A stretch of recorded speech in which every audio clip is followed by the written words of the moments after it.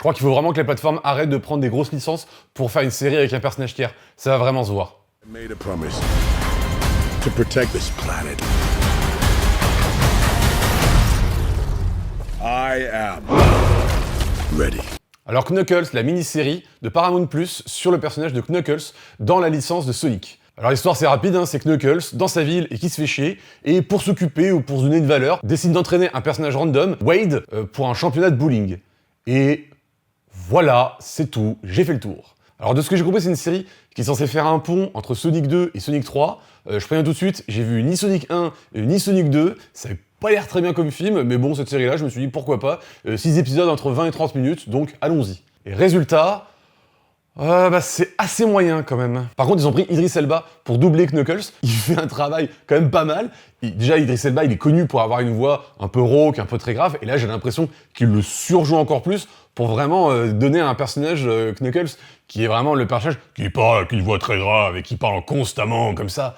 Ça, c'est un humour qui fonctionne plutôt bien. Parce qu'en plus, bien sûr, Knuckles, il est un personnage porté sur l'honneur, les combats, le côté guerrier, et avec cette voix-là, et cette intonation-là, ça donne un décalage qui est quand même assez humoristique. Bon, déjà, le problème, c'est que la série s'appelle Knuckles, sur l'affiche, il n'y a que Knuckles, et pourtant, le personnage principal de cette série, c'est pas Knuckles, c'est Wade. Knuckles, il est relayé vraiment comme un personnage secondaire, et qui doit porter le héros pour en faire de lui un homme. Mais on se demande pourquoi la série s'appelle Knuckles alors. Elle aurait dit s'appeler Knuckles et Wade, à la limite. Mais alors là, on a l'impression de se faire avoir dès la lecture de la série. Le deuxième problème de cette série, c'est que on ne comprend pas vraiment à qui s'adresse, quelle est la cible de cette série. C'est-à-dire que normalement, quand on commence à regarder l'épisode, on se dit bon, il y a un humour très enfantin, très quand même potache, très limite. On se dit bon, la série est portée pour des enfants. Mais on va tellement nous abreuver pendant ces épisodes de références aux années 80 ou aux années 90 qu'à un moment, on se dit, mais on ne comprend plus quelle est la cible de votre série. Et en plus, quand je dis humour enfantin, je devrais plutôt dire l'humour que les producteurs pensent que les enfants ont. Parce que quand même, des fois, c'est quand même très pipi caca, c'est très en dessous de la ceinture, tout ça, et c'est très lourd, quoi. On souffle quand même sur pas mal de blagues de la série, ce qui est plutôt dommage, parce qu'il y a quand même pas mal de blagues qui marchent et qui fonctionnent, mais c'est pas des blagues qui sont, on pense, tournées pour les enfants. Il y a même un moment, dans une playlist, on va nous mettre une chanson, le générique de 2 scènes en chanson. Pour un enfant, il va entendre ces chansons, il comprendra rien. C'est vraiment une référence qui est tournée pour les adultes.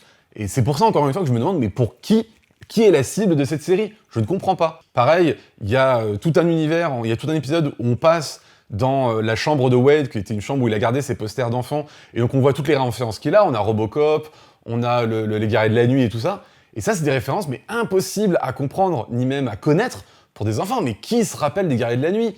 Les enfants, ils connaissent plus cette référence.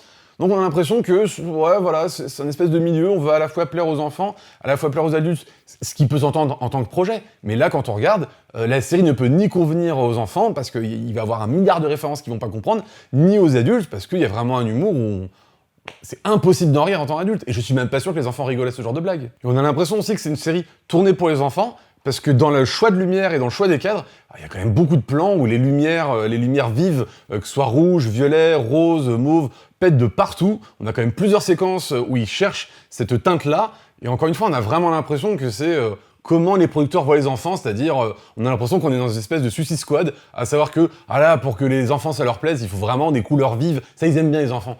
Et en plus, on sent qu'ils ont pris Wade comme personnage principal parce que il faut des modèles 3D. Knuckles, il est fait en modèle 3D, il est fait en CGI, et ça coûte beaucoup d'argent. Et donc, on trouve des manières, dans le personnage de Wade et dans axer beaucoup de la série sur Wade, des façons de ne pas montrer Knuckles à l'image et faire des réactions budgétaires. Tout ça sent un peu le budget coupé, quoi. Et c'est aussi ce qui se ressent à travers l'image, parce que Knuckles, encore une fois, j'ai pas vu Sonic 1 et 2, mais Knuckles, son incrustation, parce que c'est quand même un personnage en CGI mis dans un environnement réel, quand c'est en gros plan avec un flou d'arrière-plan, ça fonctionne. Par contre, dès qu'on se retrouve avec des plans larges où il est dedans, on n'y croit pas une seule seconde.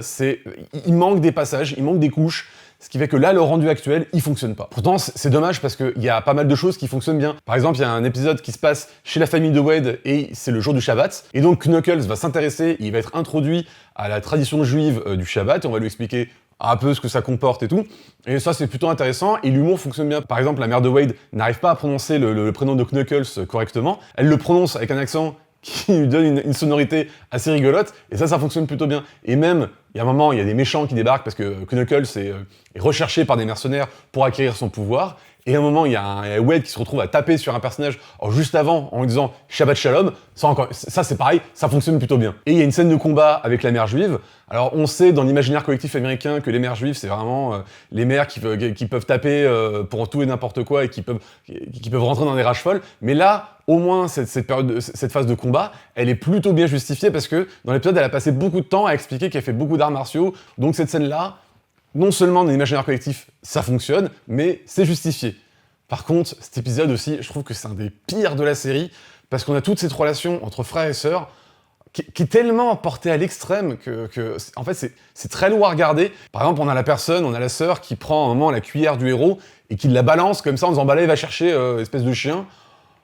Bon, on se dit que c'est bizarre que cet événement ultra toxique soit plutôt accepté par la mère, et pareil, à un moment, la sœur, elle prend la fourchette du héros, et elle lui plante dans le bras. Je veux dire, on a quand même une violence assez démontrée, et on essaie de nous le faire de façon légère, en mode « ah, la sœur, elle a planté une fourchette dans le bras du héros, c'est marrant ».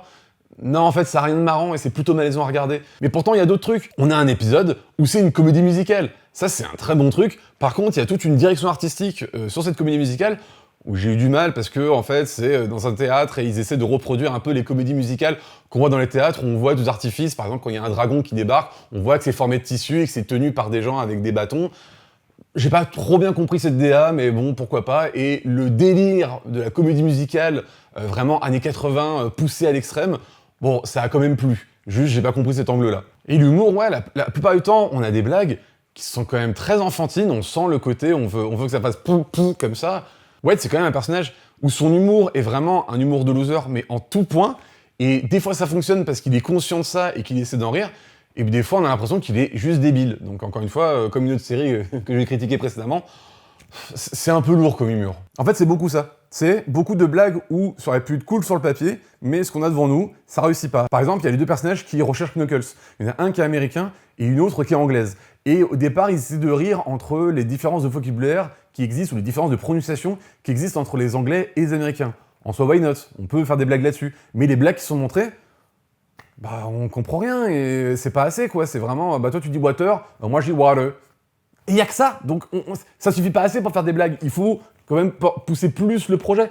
Et encore une fois, ça n'a pas été fait. On reste beaucoup en surface dans cet épisode. C'est con parce que même dans le montage, il y a des bonnes idées. Par exemple, dans le dernier épisode, là où il y a vraiment la finale du bowling, et bah, il y a un montage qui est très années 80, et on se dit, ah d'accord, bon là, il y a un essai, wow, il fonctionne plutôt bien. Le problème, c'est que toute cette séquence devient un clip show, c'est-à-dire un clip où tout le montage est fait sur la musique, et bon, bah on attend juste que la musique se finisse. En fait, il n'y a aucun enjeu dramatique, il n'y a rien sur cette séquence. Et pareil, il y a des musiques, faut vraiment arrêter de nous les placer. Hein. Par exemple, la chanson de Bonnie Tyler, Holding Out for a Hero, je crois, on se l'était déjà eu pour, dans le film Super Mario Bros, la scène où ils s'entraînent. Et là, encore une fois, pour la même scène, je veux dire, encore une scène d'entraînement, on se la retape.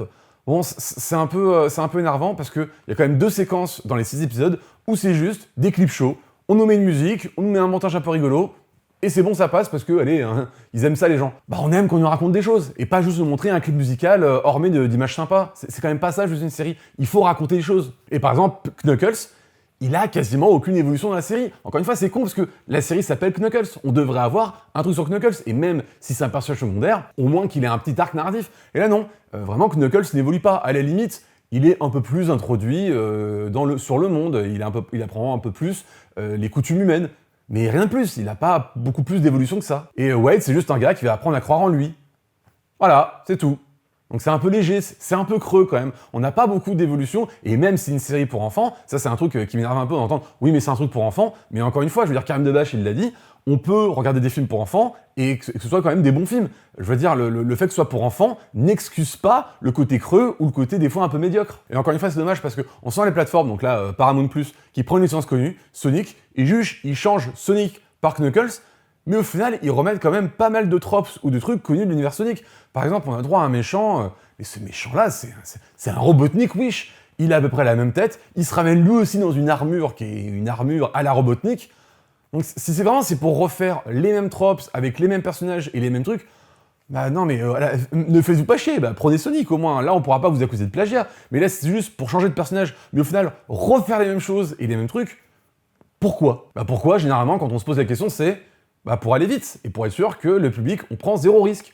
On refait les mêmes choses parce qu'on sait que ces choses-là marchent, et c'est bon, ça roule. Bah oui, mais globalement, encore une fois, la créativité dans cette série, on la cherche un peu. Ce qui est dommage encore une fois, parce que, comme je vous l'ai dit, il y a des bons trucs. Voilà, je vous l'ai dit, il y a l'épisode sur Shabbat, il y a l'épisode comédie musicale, et il y a quelques vannes un peu méta ou quoi, qui fonctionnent. Donc c'est pour ça, c'est pas mauvais, c'est pas nul, c'est juste extrêmement moyen et creux. Au moins, 6 épisodes, 30 minutes, ça se regarde encore une fois très facilement, mais bon, on aurait pu quand même s'attendre à un peu mieux et un peu plus de créativité.